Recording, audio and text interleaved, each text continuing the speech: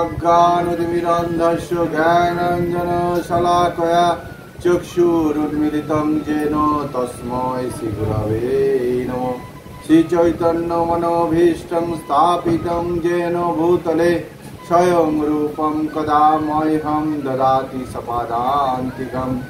वन्दे अहं श्रीगुरो श्रीयुतपदकमलं श्रीगुरून् वैष्णवाश्च श्रीरूपं साग्रजातो सहगण रघुनाथान्वितं तं सजीवं साद्वैतं सवधूतं परिजनसहितं श्रीकृष्णचैतन्यदेवं श्रीराधाकृष्णपादं सहगण ललिता श्रीविशाखान्विताश्च नमो विष्णुपादाय कृष्णपृष्ठाय भूतले श्रीमते भक्तिवेदान्त स्वामिनीति नामिने नमस्ते सरस्वती देवे गौरवाणी प्रचारिणे निर्विशेष शून्यवादी पाश्चात्य देशोतारिणे वंचाकल्पतरुभ्यश्च कृपा सिन्धुभ्यो एव च पतितानां पावनेभ्यो वैष्णवेभ्यो नमो नमः। जय श्रीकृष्ण चैतन्य प्रभु नित्यानंद श्री अद्वैत गदाधर शिवासादि गौरभक्तवृंद। हरे कृष्णा कृष्णा कृष्णा हरे हरे हरे राम राम राम हरे हरे। ओम नमो भगवते वासुदेवाय। ओम नमो भगवते वासुदेवाय। ओम नमो भगवते वासुदेवाय। ओम नमो भगवते वासुदेवाय। ओम नमो भगवते वासुदेवाय। ओम नमो भगवते वासुदेवाय। मूकं करोति वाचालं पङ्गुलङ्घयते गिरिं यत्कृपातमहं वन्दे परमानन्दमाधवं श्रीगुणदीनदारिणं श्रीचैतन्येश्वरं नारायणं नमस्कृत्य नरश्चैव नरोत्तमं देवीं सरस्वतीं व्यासं ततो जयमुदीरयेत्। শ্রীমদ্ ভগবদ গীতা যথাযথ অধ্যায় তৃতীয় কর্মযোগ শ্লোক নম্বর 33 ও 34 পাঠের শুরুতে আমি আমার পরম আরাধ্য গুরুদেবের অহেতুকি কৃপা আশীর্বাদ প্রার্থনা করি। নমঃ বিষ্ণুপাদায় কৃষ্ণপৃষ্ঠায় ভূতলে শ্রীমতে জয় পতাকা স্বামিনীতি নামিনে নমো আচার্য পাদায় নিতাই কৃপাপদায়িনে গৌর কথা ধামদায় নগর গ্রামোদারিণে।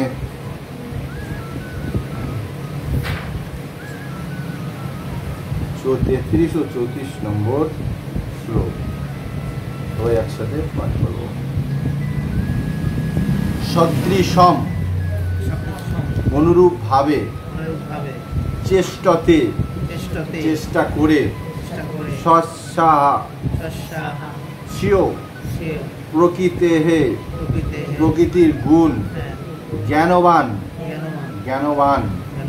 অপি যদিও প্রকৃতিম স্বভাবকে জানতি অনুগমন করেন ভূতানি সমস্ত জীব নিগ্রহ দমন কিম কি করিষ্যতি করতে পারে।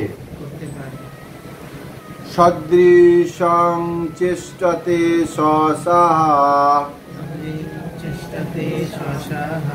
প্রকৃতে জ্ঞানবানপি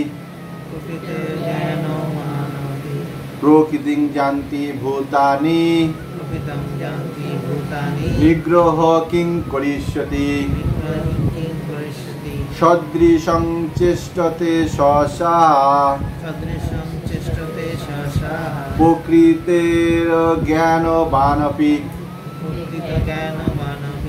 প্রকৃতিং জানতি ভূতানি নিগ্রহ কিং করিষ্যতি। অনুবাদ: জ্ঞানবান ব্যক্তিও তার স্বভাব অনুসারে কার্য করেন, কারণ প্রকৃতি প্রত্যেককেই ত্রিগুণজাত তার স্বীয় স্বভাবকে অনুগমন করেন। সুতরাং নিগ্রহ করে কি লাভ হবে? তাৎপর্য বলা হচ্ছে, কৃষ্ণ ভাবনার অপ্রাকৃত স্তরে অধিষ্ঠিত না হতে পারলে জড়া প্রকৃতির গুণের প্রভাব থেকে মুক্ত হওয়া যায় না।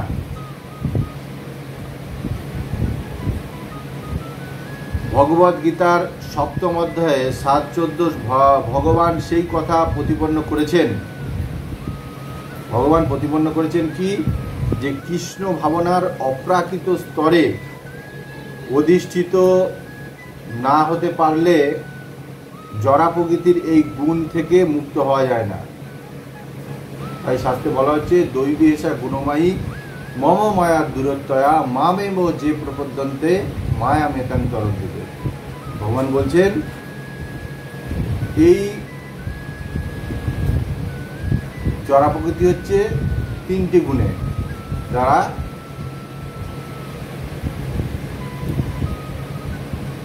সবাই 3টে গুণের আবদ্ধে আছে। যেমন হচ্ছে সত্যগুণ, রজগুণ ও তমগুণ। মম মায়া দূরত্বয়া, ভগবান বলছেন যে আমার এই মায়া দূর অতিক্রমণীয়। মামেব যে প্রপদ্যন্তে, ভগবান বলছেন যে আমার শরণাগত, সে এই মায়াকে অতিক্রম করতে পারে না। তাই এখানে সেইভাবেই সেই সূত্র ধরে বলা হচ্ছে কৃষ্ণ ভাবনার অপ্রাকৃত স্তরে অধিষ্ঠিত না হতে পারলে জড়া প্রকৃতির গুণের প্রভাব থেকে মুক্ত হওয়া যাবে না। ভগবদ গীতার 7ম অধ্যায়ে 7-14 ভগবান সেই কথা প্রতিপন্ন করেছেন। তাই এমনকি উচ্চ শিক্ষিত ব্যক্তির পক্ষেও কেবলমাত্র ধারণাগত জ্ঞান অথবা দেহ থেকে আত্মাকে পৃথক করেও মায়ার বন্ধন থেকে বেরিয়ে আসা অসম্ভব। যদি কেউ উচ্চশিক্ষিত হয়ে থাকে তার পাণ্ডিত্যের দ্বারাও সেই এই জ্ঞান লাভ করতে পারবে না।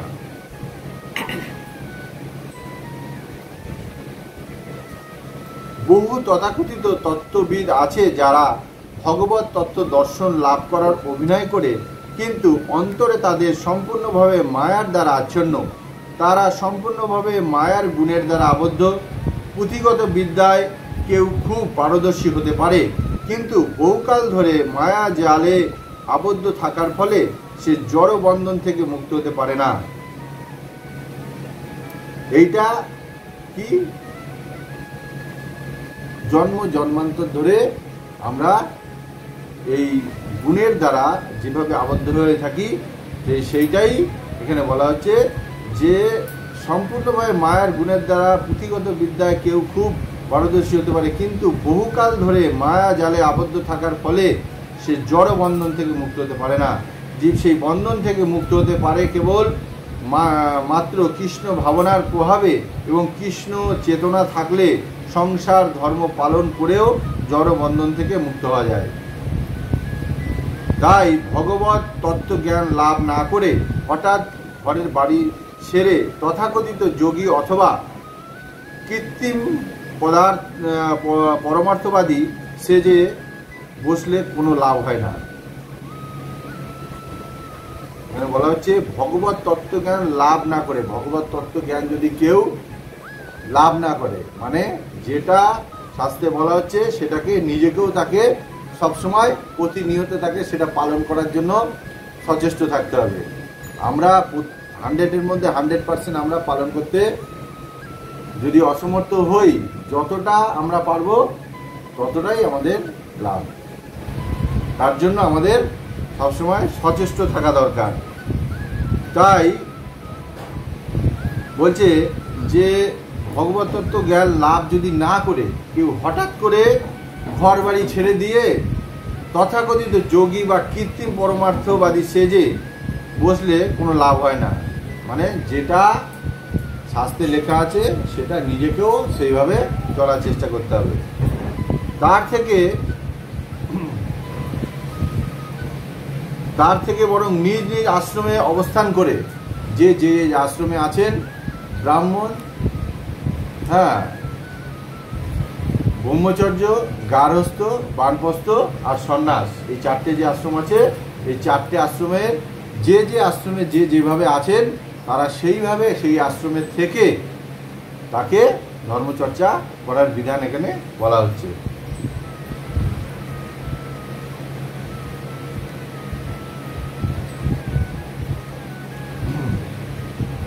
বরং নিজ নিজ আশ্রমে অবস্থান করে কোনো তত্ত্ববেত্তার নির্দেশে কৃষ্ণ ভাবনামৃত লাভ করার চেষ্টা করা উচিত।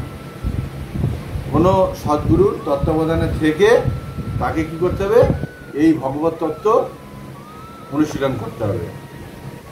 এইভাবে ভগবত তত্ত্বজ্ঞান লাভ করার ফলে মানুষ মায়ামুক্ত হতে পারে। মানুষ মায়ামুক্ত কীভাবে হতে পারে? তাকে কোনো সদ্গুরুর আশ্রমে চরণে আশ্রয় নিয়ে তারপরে শাস্ত্র বিধান অনুসারে গুরুদেবের নির্দেশ মেনে তাকে চলতে হবে, তাহলে সে মায়ামুক্ত হতে পারবে। এর পরের শ্লোকটা আমরা পড়ব, 34 নম্বর শ্লোক। ইন্দ্রিয়স্য, সমস্ত ইন্দ্রিয়ের, ইন্দ্রিয়স্য অর্থে ইন্দ্রিয় বিষয় সমূহে রাগ আসক্তি দেশ বিদ্বেষ ব্যবস্থিত বিশেষভাবে অবস্থিত তয় তাদের ন ন বশম বশীভূত আগচ্ছেদ হওয়া উচিত।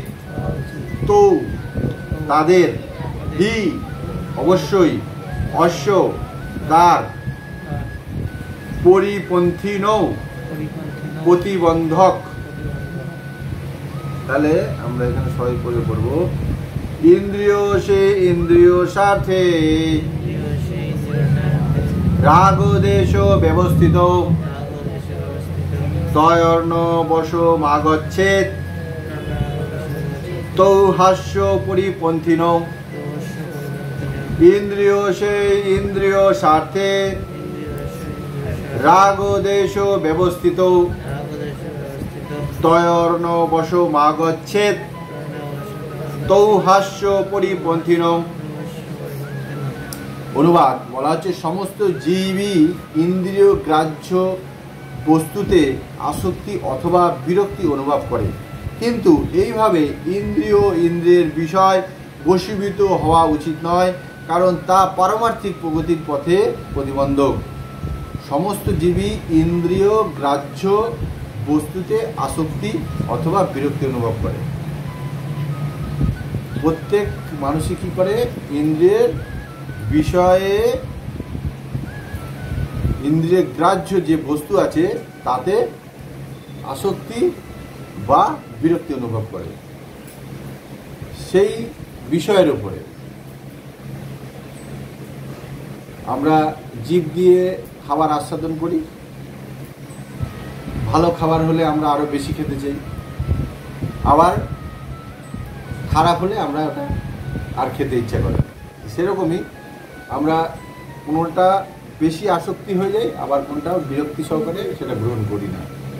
কিন্তু এইভাবে ইন্দ্রিয়ের বিষয় বশীভূত হওয়া উচিত নয়, কারণ তা পারমার্থিক প্রগতির পথে প্রতিবন্ধক।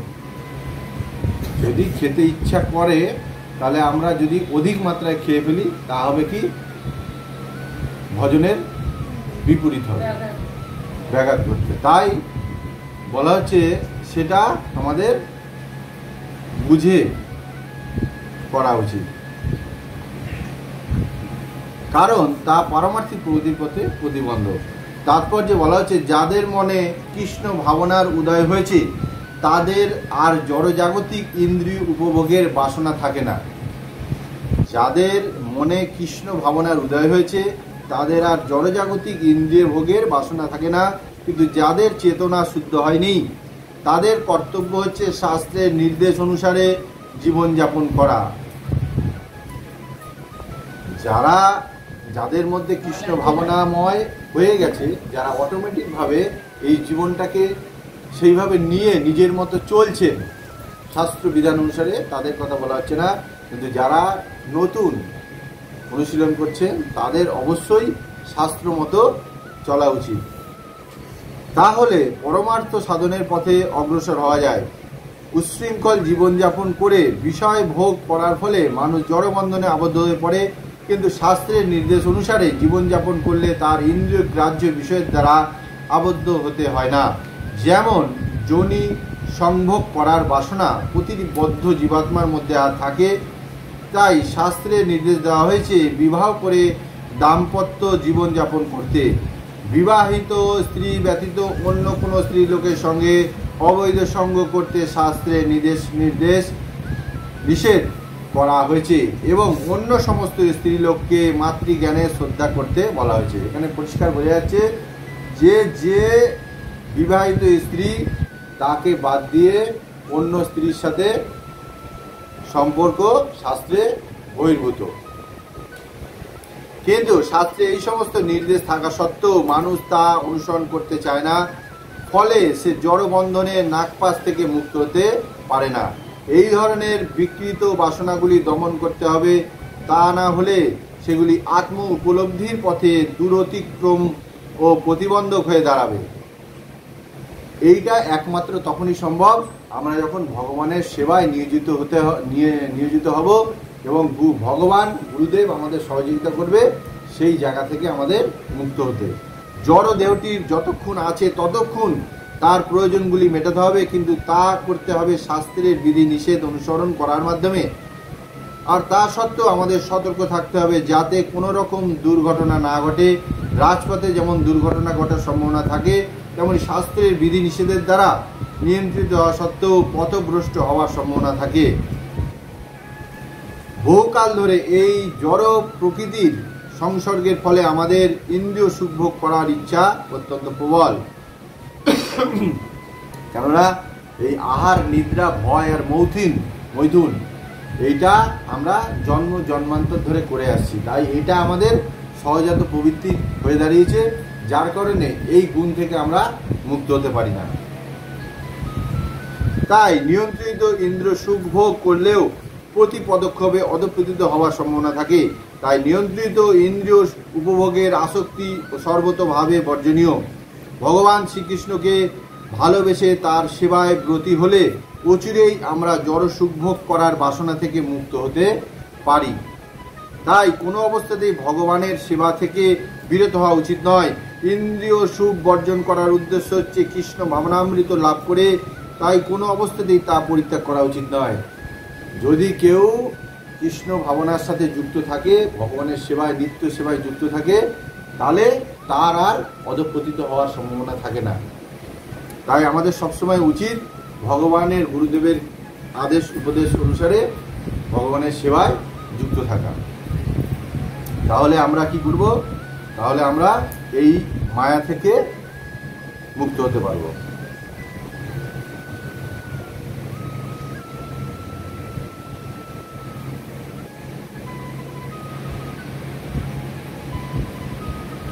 ঠিক আছে, আজকে এই শ্লোকটা এতটা। এরপরে আমরা 25 নম্বর শ্লোক পড়ব। ঠিক আছে। কৃষ্ণ কৃপা শ্রীমতী শ্রী অভয় চরণ অরবিন্দ ভক্তি বেদান্ত সাই বহুবাদ কি, পতিত পাবন গুরু মহারাজ কি। হরে কৃষ্ণ কৃষ্ণ কৃষ্ণ হরে হরে, হরে রাম রাম রাম হরে হরে, হরে কৃষ্ণ।